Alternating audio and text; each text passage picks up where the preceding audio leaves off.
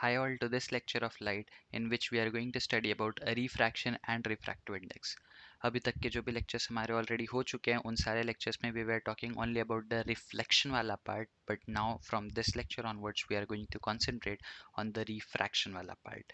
So let's get started with refraction. Let's first understand what is a refraction exactly. तो refraction क्या होता है? अगर मैं आपको रिफ्रैक्शन की डेफिनेशन बताऊं तो रिफ्रैक्शन की डेफिनेशन बोलती है bending of light ray when it enters from one medium to another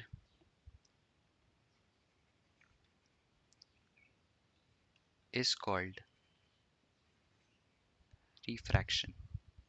एक बार डेफिनेशन को फिर से देखेंगे. क्या बोला मैंने बोला कि bending of light ray when it enters from one medium to another is called refraction.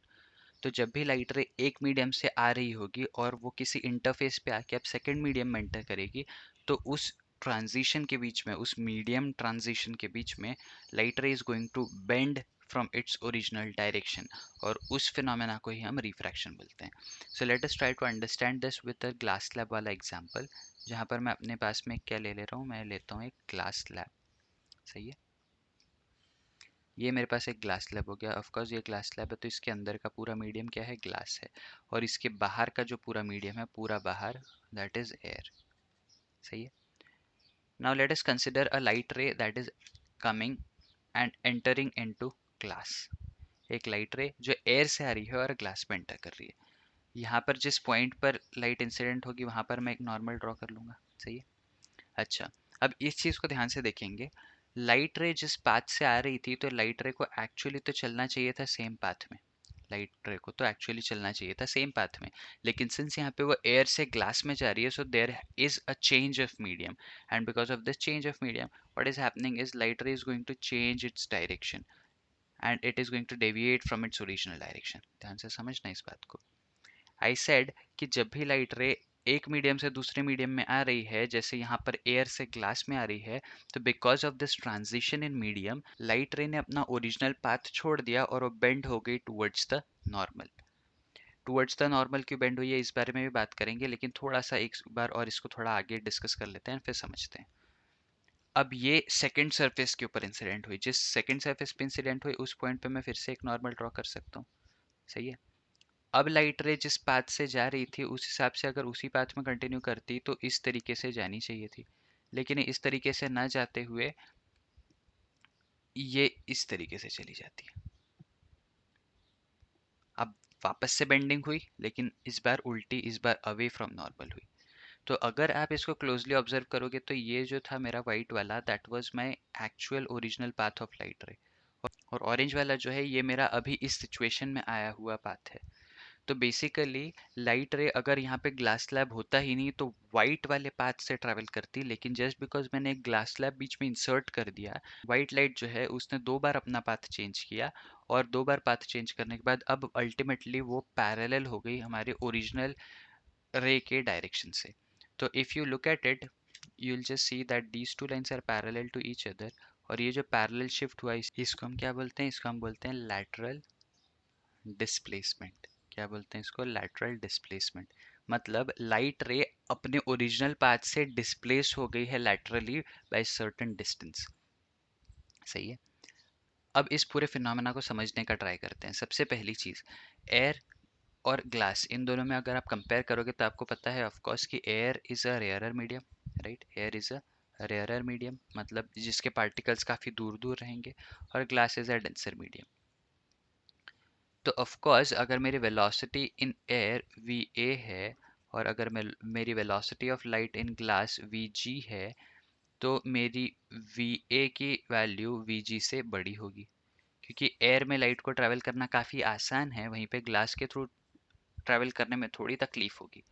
अब सिंस ग्लास के अंदर लाइट की वेलोसिटी कम है, अगर ग्लास स्लैब नहीं होता तो वाइट लाइट जो है ये सपोज पॉइंट ए से स्टार्ट करके पॉइंट सी पर पहुंचती. सही है. लेकिन जस्ट बिकॉज मैंने ग्लास स्लैब इंसर्ट कर दिया, अब लाइट के वेलोसिटी की वैल्यू ही कम हो गई, और जहाँ पे लाइट के वेलोसिटी की वैल्यू कम हो गई तो लाइट रे ए से सी तक नहीं पहुंच पाएगी in the given time, and that is why in order to reach the other surface, the other side of the glass slab in the required time, it will have to reduce its path length, क्योंकि velocity के साथ तो कुछ नहीं कर सकते, glass में जो उसकी वेलोसिटी है वो है, तो वो क्या कर सकती है, वो अपना पाथ लेंथ शॉर्ट कर सकती है in order to reach the other surface in lesser time, and for that what does it do, light ray bend हो जाती है टुवर्ड्स द नॉर्मल, बिकॉज यहाँ पे आपको दिख जाएगा कि अगर आप ए से सी देखोगे और ए से डी देखोगे तो ए सी ऑफकोर्स बड़ा है, अगर वो डी की तरफ शिफ्ट हो गई तो ए डी जो है वो काफ़ी छोटी लेंथ हो गई, मतलब मैंने पाथ लेंथ रिड्यूस कर दिया सो दैट कम वेलोसिटी होने के बाद भी मैं सेम टाइम में वो दोनों सर्फेसेस के बीच का डिस्टेंस कवर अप कर सकूँ, and that is why light ray क्या होगा, light ray is going to bend towards the normal. Let us look at the common angles, जो जिस एंगल पे इंसिडेंट लाइट आई थी that is known as angle of incidence, जिस angle पे refracted ray गई that is known as angle of refraction. सही है। स्मॉल आर से एंगल ऑफ रिफ्लेक्शन भी रिप्रेजेंट किया जाता है, स्मॉल आर से एंगल ऑफ रिफ्रैक्शन भी रिप्रेजेंट किया जाता है, डिपेंडिंग अपॉन द कॉन्टेक्स्ट, अगर रिफ्लेक्शन यूज हो रहा है तो एंगल ऑफ रिफ्लेक्शन होगा, अगर रिफ्रैक्शन यूज हो रहा है तो एंगल ऑफ रिफ्रैक्शन होगा, इस चीज़ को याद रखना। द अदर थिंग इज, पहला एक सरफेस दूसरा एक सरफेस, ये दोनों सरफेसेस एक दूसरे को पैरेलल है, तो इन पे जो नॉर्मल्स बनाए जाएंगे ये दोनों भी एक दूसरे को कैसे आएंगे, पैरेलल आएंगे, और अगर ये दोनों नॉर्मल्स एक दूसरे को पैरेलल है तो क्या मेरा ये एंगल भी आर नहीं बन जाएगा अल्टरनेट इंटीरियर एंगल से, तो सेकेंड सरफेस के लिए जो मेरा एंगल ऑफ रिफ्रैक्शन है that itself is the angle of incidence.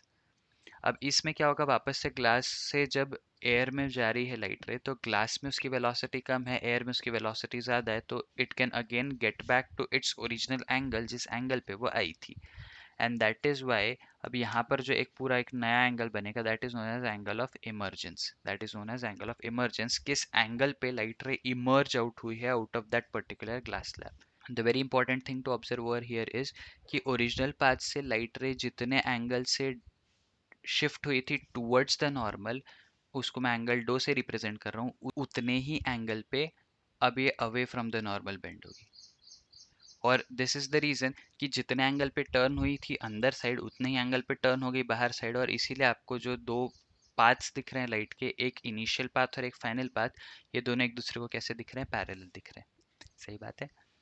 तो सबसे पहले नामकरण कर लेते हैं चीज़ों का, जो मैंने आपको वैसे ओरली सारी चीज़ें बताई दी है, लेकिन this is known as incident ray of course, क्योंकि ये आ रही है और आके ग्लास स्लैब पे इंसिडेंट हो रही है, this is known as incident ray. ये जो ब्लू वाली लाइट है मेरे पास, जो मैंने ब्लू वाली रे बनाई है that is known as refracted ray, that is known as refracted ray, और ये जो ऑरेंज वाली लाइन मैंने बनाई है that is known as emergent ray, that is known as emergent ray. तो ये एक कॉमन एग्जाम्पल हो गया, और इस एग्जाम्पल को देख के हमने क्या सीखा, इस एग्जाम्पल को देख के हमने दो काफ़ी खास बातें समझी, और वो ये कि जब भी लाइट रे रेयरर से डेंसर मीडियम में एंटर कर रही होगी उस टाइम पे लाइट रे बेंड होगी टूवर्ड्स द नॉर्मल, उस टाइम लाइट रे बेंड होगी towards the normal. On the other hand, अगर लाइट रे डेंसर से एकदम ऑपोजिट, अगर लाइट रे डेंसर से रेयरर मीडियम में जा रही होगी तो उस पर्टिकुलर केस में it is going to bend away from normal, it is going to bend away from normal. तो ये हो गया मेरा रिफ्रैक्शन का फिनोमेना। अब अगर आप देखोगे तो ये रिफ्रैक्शन का फिनोमेना अपने अराउंड काफ़ी सारी चीज़ों में, डेली लाइफ के काफ़ी सारे एग्जांपल्स में कहीं ना कहीं यूज़ होते रहता है। जैसे if you look at this thing, अगर आपके ऐसे एक बाउल है, उस पर्टिकुलर बाउल में अगर एक कॉइन रखा हुआ है एट द बॉटम, और इसके अंदर क्या है, पूरा इसके अंदर पूरा पानी भरा हुआ है। सही है। अब ये जो कॉइन है, इस कॉइन से जो भी लाइट रे बाहर आ रही होगी वो इस तरीके से यहाँ पे आएगी। जैसे ही वो वाटर और एयर के सरफेस पे पहुंचेगी, आप देखो कि water is a denser medium और air is a rarer medium, जो बाहर साइड की एयर है दैट इज रेयरर मीडियम, तो अब it is entering from denser to rarer medium and therefore it is going to shift its path away from the normal। और इसीलिए अगर आप यहाँ से इस चीज़ को देख रहे हो, अगर आप यहाँ से इस चीज़ को देख रहे हो तो आप इस लाइट रे को स्ट्रेट पाथ में देखोगे, और इसीलिए आपको कॉइन जो है वो अपने ओरिजिनल पोजीशन पे नहीं दिखेगा, थोड़ा ऊपर दिखेगा। तो ये चीज़ जो होती है कि एक बोल में अगर पानी रखा है और उस पानी के अंदर कॉइन है तो आपको उसकी डेप्थ कम दिखती है, लेकिन व्हेन यू एक्चुअली लुक उसकी डेप्थ ज़्यादा होती है। Same thing goes swimming pool के बाहर से भी, अगर आप बाहर खड़े रह के साइड के तिरछे एंगल से देखते हो स्विमिंग पूल को तो आपको उसकी डेप्थ कम दिखती है, लेकिन जब आप उसमें डाइव करते हो तो आपको अंदर जाके पता चलता है कि इसकी डेप्थ एक्चुअल में ज़्यादा है। तो these are all the common examples from daily life about refraction. Now this refraction also follows two rules. जैसे हमारा reflection rules follow करता था उसी तरीके से there are also laws of refraction. तो हम पढ़ रहे हैं क्या, laws of refraction. दो कॉमन लॉज ऑफ रिफ्रैक्शन है, जैसे अपने लॉज ऑफ रिफ्लेक्शन थे उसी तरीके से दो लॉज ऑफ रिफ्रैक्शन पढ़ रहे हैं अपन। पहला लॉ क्या बोलता है, पहला लॉ जो है उसी को हम बोलते हैं स्नेल्स लॉ। क्या बोलते हैं, स्नेल्स लॉ। और स्नेल्स लॉ क्या बोलता है कि sine of angle of incidence to the sine of angle of refraction is always a constant. क्या बोला मैंने, sine of angle of incidence to the sine of angle of refraction is always a constant. तो यहाँ पर हम एक बार सारे angles को वापस से देख लें अगर, तो जो एंगल इंसिडेंट रे ने नॉर्मल के साथ बनाया that is angle of incidence, जो एंगल रिफ्रैक्टेड रे ने नॉर्मल के साथ बनाया that is angle of refraction, और जो एंगल एमर्जेंट रे ने नॉर्मल के साथ बनाया दैट इज एमर्जेंट एंगल। तो सबसे पहली चीज अगर आप यहाँ पे देखोगे तो स्नेल्स लॉ ने बोला कि sine i upon sine r का जो रेशो है sine of angle of incidence to the sine of angle of refraction, this is always a constant. और इसी कांस्टेंट को हम क्या बोलते हैं, इसी कांस्टेंट को हम बोलते हैं रिफ्रैक्टिव इंडेक्स। क्या बोलते हैं इसी कांस्टेंट को, इसी कांस्टेंट को बोलते हैं रिफ्रैक्टिव इंडेक्स। इस बात को समझेंगे अब। और जो मेरा सेकेंड लॉ ऑफ रिफ्रैक्शन है दैट सेज सिमिलर टू आपस से जो हमने रिफ्लेक्शन में पढ़ा था कि इंसिडेंट रे, रिफ्रैक्टेड रे, वहाँ पे रिफ्लेक्टेड था यहाँ पे रिफ्रैक्टेड रे आ जाएगा, and normal all should lie in, all should lie on same plane. सही है, तो सेम प्लेन पे सब लोगों को लाई करना पड़ेगा। जैसे वापस से रिफ्लेक्शन में हमने देखा था वही का वही सेम केस है, यहाँ पे भी अप्लीकेबल होता है वो। तो ये दो बेसिक लॉज ऑफ रिफ्रैक्शन है। थोड़ी सी रिफ्रैक्टिव इंडेक्स पे डिटेल में चर्चा कर लेते हैं and then maybe we can stop with this particular lecture. तो हम बात कर रहे हैं किसकी, हम बात कर रहे हैं रिफ्रैक्टिव इंडेक्स की। हम बात कर रहे हैं रिफ्रैक्टिव इंडेक्स की। क्या होता है रिफ्रैक्टिव इंडेक्स, मैंने जैसे अभी अभी आपको बताया स्नेल्स लॉ में जो हमको sine i upon sine r का रेशियो मिला था, इसी को हमने क्या बोल दिया था, इसी को हमने बोल दिया था this is our refractive index. सही है। अब रिफ्रैक्टिव इंडेक्स को मैं एक्चुअली समझूं कैसे या इसको विजुअलाइज कैसे करूं, तो मैं यहाँ पे आपको एक चीज़ बताता हूँ कि refractive index is a measure of, refractive index is a measure of optical density, optical density of a material, of a material. What is optical density? Optical density as in कोई भी सब्सटेंस अपने अंदर से light रे को कितना easily pass होने दे रहा है या कितना डिफिकल्ट बना दे रहा है लाइट रे को अपने थ्रू पास हो जाना।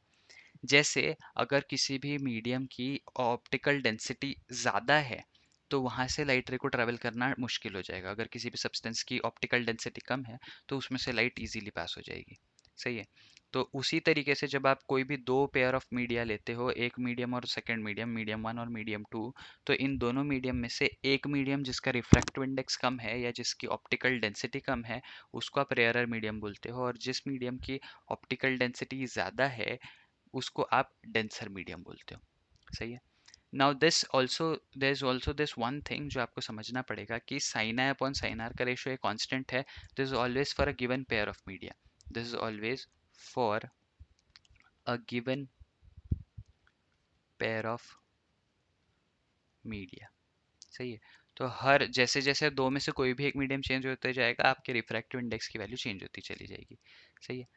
अब इस चीज़ को और थोड़ा सा ध्यान से समझ लेते हैं, लास्ट वाला जो थोड़ा सा पार्ट है, if the light ray is entering from medium one to medium two. सही है। अगर लाइट रे मीडियम वन से मीडियम टू में जा रही है तो उस टाइम पे मैं डिफाइन करता हूँ N21। What is N21? It is refractive index of medium two, refractive index of medium two with respect to medium, with respect to medium 1। तो जिस सब्सटेंस में या जिस मीडियम में लाइट रे एंटर हो रही है उसका refractive index with respect to the medium जिसमें से एंटर हो रही है ना। तो इस चीज़ को मैं n/1 के फॉर्म में एक्सप्रेस करता हूँ। सही है। और उसी तरीके से अगर रिवर्स ऑर्डर चल रहा है, अगर मीडियम 2 से लाइट रे एंटर कर रही है इनटू मीडियम 1, उस केस में क्या होगा, उस केस में I define it as n12, that is refractive index of medium 1 with respect to medium 2। एक और बात, मैंने आपको क्या बोला कि refractive index is a measure of optical density of material. सही है। अगर मैं यहाँ पे इसी फॉर्मूला को और अच्छे से लिखूँ तो I can write n/1 is equals to, it is refractive index of second medium with respect to refractive index of first medium. और अब अगर मेरा सेकेंड मीडियम डेंसर है, सपोज मैं बोल देता हूँ कि ये जो मीडियम 1 से मीडियम 2 में मैं जा रहा था, this was a journey from rarer medium to denser medium, तो उस केस में n2 जो है, मीडियम 2 जो है वो डेंसर हुआ, इसका मतलब n2 जो है सेकंड मीडियम का रिफ्रैक्टिव इंडेक्स ज़्यादा हुआ और फर्स्ट मीडियम का कम हुआ, तो n2/n1 कैसा आएगा, ग्रेटर देन 1 आएगा। राइट है। तो जब कभी आपका रिफ्रैक्टिव इंडेक्स ग्रेटर देन 1 दिखे तो आप कंक्लूड कर सकते हो कि light ray is travelling from rarer medium to denser medium. सही है। This is very very much important thing. उसी तरीके से अगर मैं n12 की बात करूँ, अगर लाइट रे मीडियम 1 से मीडियम 2 में जा रही है तो आपको पता है कि medium 1 is rarer medium and medium 2 is denser medium. तो आपको यहाँ पे मिलेगा n1/n2, जिसमें से n2 बड़ा है n1 छोटा है, so this ratio is going to be less than 1। This ratio is going to be less than 1 which itself shows कि the light ray is traveling from denser medium to rarer medium। I hope this thing is clear to all of you। सही है। आगे बढ़ते हैं, refractive index का एक छोटा सा एक और फॉर्मूला देख लेते हैं। Refractive index of medium 2 with respect to 1 can be written as velocity of light in medium 1 divided by velocity of light in medium 2। और इसी का उल्टा चलेगा n12, that is velocity of light in medium 2 divided by velocity of light in medium 1। ऐसा क्यों हुआ, ऐसा इसलिए हुआ बिकॉज वापस से मैं वही कंसिडर कर रहा हूँ कि मीडियम 1 मेरा रेयरर मीडियम है और मीडियम 2 मेरा डेंसर मीडियम है। तो अब अगर मैं n21 की बात करूं तो n21 has to be greater than 1। This is only possible when I write velocity of first medium in the numerator and velocity of second medium in the denominator, because अब इन दोनों में से v1 बड़ा है v2 छोटा है, तो ultimately वापस से v1/v2 का ratio will be greater than 1 and I will get the value of n21। And इसी का रिवर्स केस चलेगा n12 में, मुझे पता है कि v1 बड़ा है v2 छोटा है, तो v2/v1 is going to be less than 1 and therefore मेरा refractive index of medium 1 with respect to 2 less than 1 आ जाएगा। सही है।